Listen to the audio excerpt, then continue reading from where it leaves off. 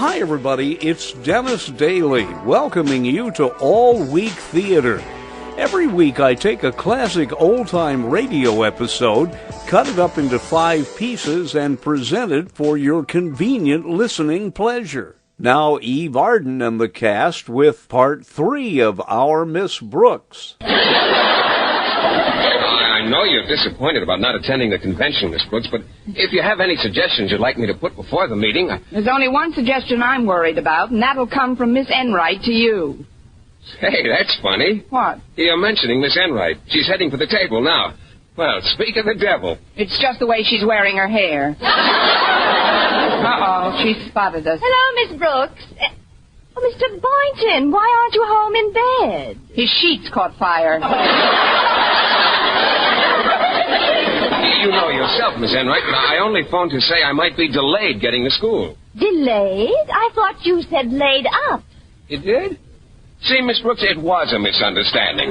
Oh, of course. Like the one Custer had with those red chaps. Now, don't be a bad loser, darling.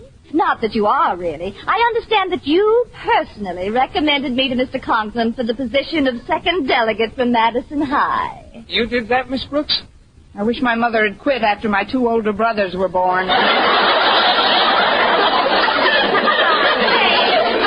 you mind if I join you at this table? The cafeteria is quite crowded right now. Not as crowded as this table right now. Oh, go on, sit right down, Miss Enright. I see you have your own sandwich.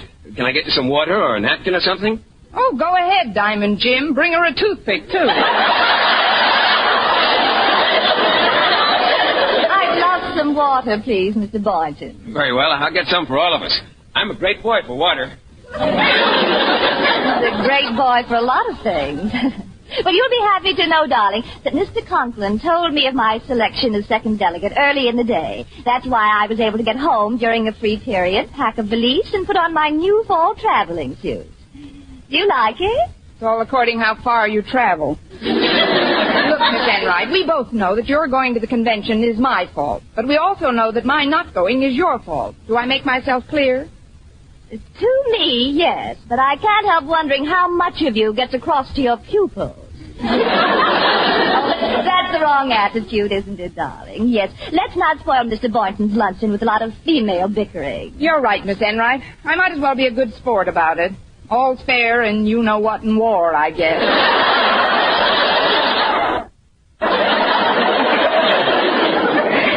Well, here we are, ladies. Some good old aqua pura. Greatest thing since water.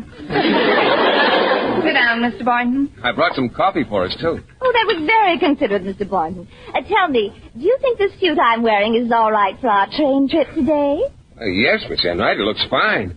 It's a very provocative shade of green. Don't you think so, Miss Brooks? In my present mood, it's puzzling. I can't tell where her suit leaves off and my face begins. Actually, Miss Enright, it is an interesting shade of green. Who knows, you may blend in with your Pullman chair so well, Mr. Boynton won't be able to find you. That's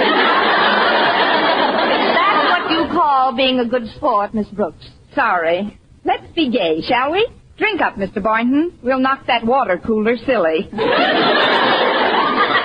I've had plenty, thanks. I'm working on this beef stew right now. If you ladies will excuse me, I'm not much for conversation while I'm eating. Of course, Mr. Boynton. Bon voyage. Tell me, Miss Enright, what other clothes are you taking on the trip? Oh, just my 2 good dresses. As a matter of fact, they're the only 2 I'd wear out of the house. But I thought you had quite an extensive wardrobe. I did, but I gave loads of last year's stuff to charity. I feel the poor have to live, too. What a liberal viewpoint. Oh, I'm sorry, Miss Enright. I'd really like to let bygones be bygones. I'm going to get myself a little dessert now. May I bring you something? Well, I could do with a piece of pie. I'll be happy to do you with a piece of pie. I'll pick out something real nice. Where are you going, Miss Brooks? Can I get something for you? You keep bucking that beef. You're only yards away from a first down. I'll be back in a jiffy. Don't make it anything too rich, darling. Oh, leave it to me, darling. I'll fix you up fine. Hi, Miss Brooks. I was happy to see that Mr. Boynton wasn't sick enough to miss school today. He's not sick at all, Harriet. It was just a plot to get me to volunteer to stay home so Miss Enright could go to the convention in my place.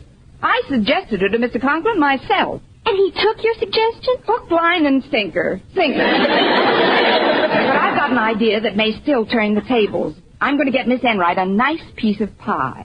A piece of pie? Because she played a dirty trick on you? Exactly. Let's see now. What goes poorest with a green dress?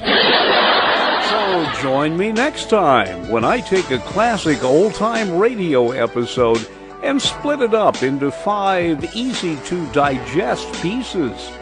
Right here on All Week Theater.